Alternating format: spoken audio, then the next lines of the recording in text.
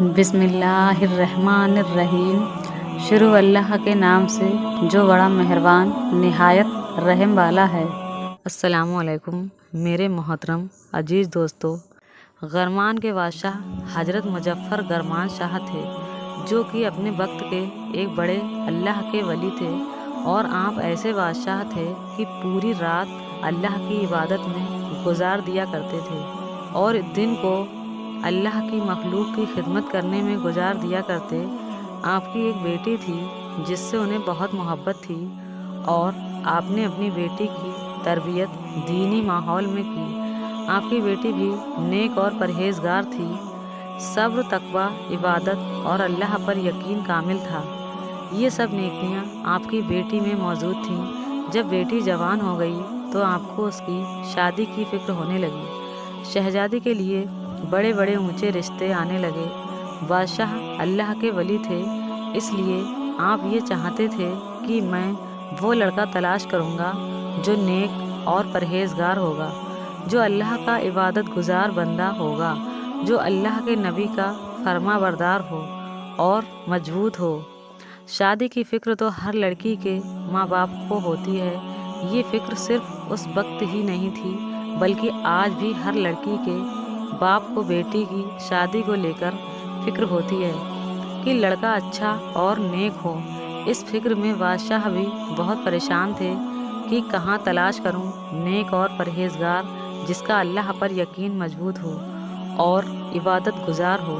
नेक लड़का तलाश करने के लिए बादशाह रात में मस्जिदों के चक्कर लगाते कि कौन ज़्यादा इबादत करता है, क्योंकि आप जानते थे कि दुनियावी ज़िंदगी गुजारने वाला और अल्लाह की याद में ज़िंदगी गुजारने वाला, इन दोनों में ज़मीन और आसमान जितना फ़र्क है।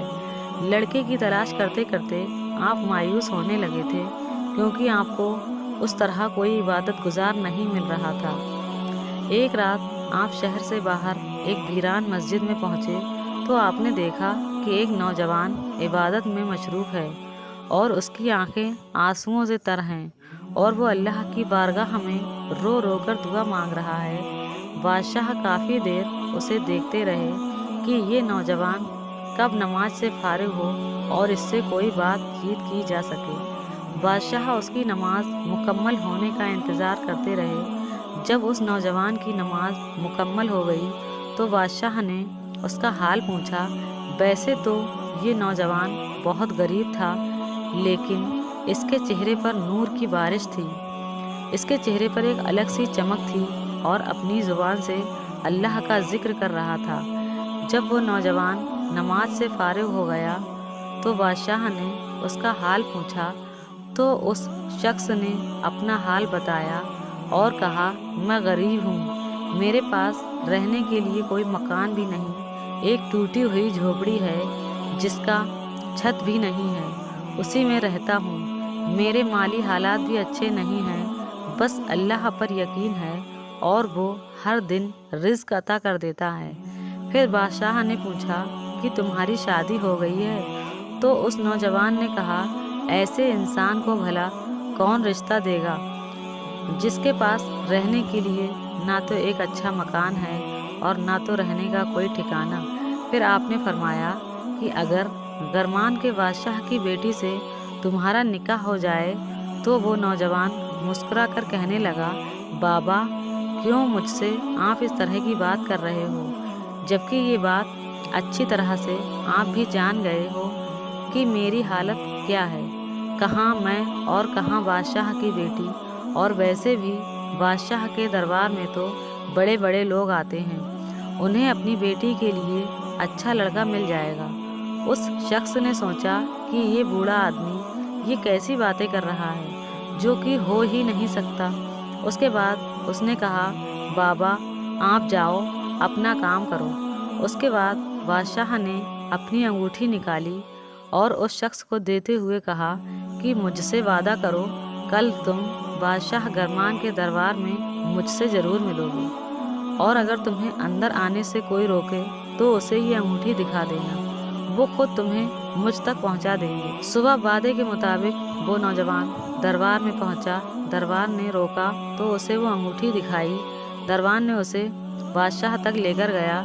وہ نوجوان یہ دیکھ کر حیران ہو گیا کہ رات میں نے جس سے باتیں کی وہی بادشاہ سلامت ہے۔ اس نوجوان نے بادشاہ سے کہا، میں اپنی رات والی بات پر آپ سے شرمندہ ہوں، اگر میں نے آپ سے کچھ غلط کہا ہو۔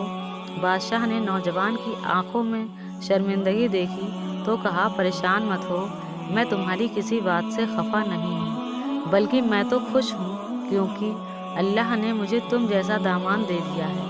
بادشاہ نے اسی وقت قاضی کو بلا کر نکاح پڑھوا دیا اور انہی کپڑوں میں بیٹی کو رخصت کر دیا اور اپنی بیٹی کو نصیحت کی، بیٹی اچھے برے حالات سب پر آتے ہیں، بس صبر سے کام لینا اور اللہ کی رضا میں خوش رہنا۔ مجھے یقین ہے کہ اللہ تمہارے ساتھ ہے اور وہ تمہیں کبھی بھی بھوکا نہیں رہنے دے گا۔ اس کے بعد شہزادی نے آگے بڑھ کر اپنے شوہر کو سلام کیا اور مبارکباد دی اور بولی کہ اب میں آپ کے گھر رہوں گی، چاہے جیسے بھی حالات ہوں، ہر حال میں اللہ کا شکر ادا کروں گی۔ وہ نوجوان اپنی بیوی کو لے کر اپنے گھر پہنچا۔ اس نے دروازہ کھولا اور دلہن نے اپنا ایک پاؤں ابھی اندر داخل ہی کیا تھا کہ اسے گھڑے پر پڑا ہوا ایک روٹی کا ٹکڑا نظر آ گیا۔ وہ اپنے شوہر سے پوچھی، یہ کیا ہے؟ تو اس شخص نے کہا کہ یہ روٹی ہے، روزہ رکھنے کے لیے میں نے صبح سحری کے وقت پکایا تھا۔ آدھی روٹی سحری میں کھائی تھی اور آدھی روٹی افطار کرنے کے لیے رکھ دی ہے۔ یہ سن کر شہزادی نے کہا کہ تمہارا اللہ پر کامل ایمان نہیں ہے، تمہارا ایمان کمزور ہے۔ شہزادی نے کہا، جو اللہ تمہیں سحری کھلا سکتا ہے تو وہ تمہارے افطاری کا بھی انتظام کر سکتا ہے۔ شہزادی نے کہا، جاؤ پہلے اس روٹی کو اللہ کی راہ میں صدقہ کر کے آؤ۔ اس نوجوان نے اس روٹی کو اللہ کی راہ میں صدقہ کر دیا اور اس روٹی کے صدقہ کرنے سے اور اللہ پر اتنا کامل ایمان رکھنے سے اللہ تعالیٰ ان سے خوش ہوا اور اس کے بعد دنیا بدل دی۔ ان کے رزق میں برکت ہوئی اور وہ جتنا اللہ کی بارگاہ میں صدقہ کرتے، بدلے میں اللہ انہیں 10 گنا بڑھا کر عطا کرتا، کیونکہ اللہ پر ان کا ایمان مضبوط تھا۔ وہ جانتے تھے کہ اللہ جسے چاہے دولت دے اور جسے چاہے عزت، جسے چاہے زندگی اور موت دے۔ اللہ ہر چیز کا مالک ہے، جو کیڑے مکوڑے کو کھلا سکتا ہے، پرندوں سے لے کر دنیا کی ہر مخلوق کو رزق عطا کرتا ہے۔ اس نے ہمیں ساری مخلوق میں سب سے افضل بنایا ہے، تو ہمیں کیسے بھوکا رہنے دے گا؟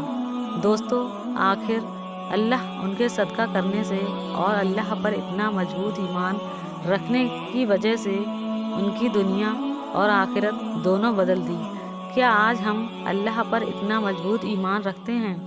آج ہم اللہ کی بارگاہ میں جانے کے بجائے لوگوں سے مدد کی امید رکھتے ہیں، جبکہ وہ خود کسی نہ کسی کا محتاج ہوتا ہے۔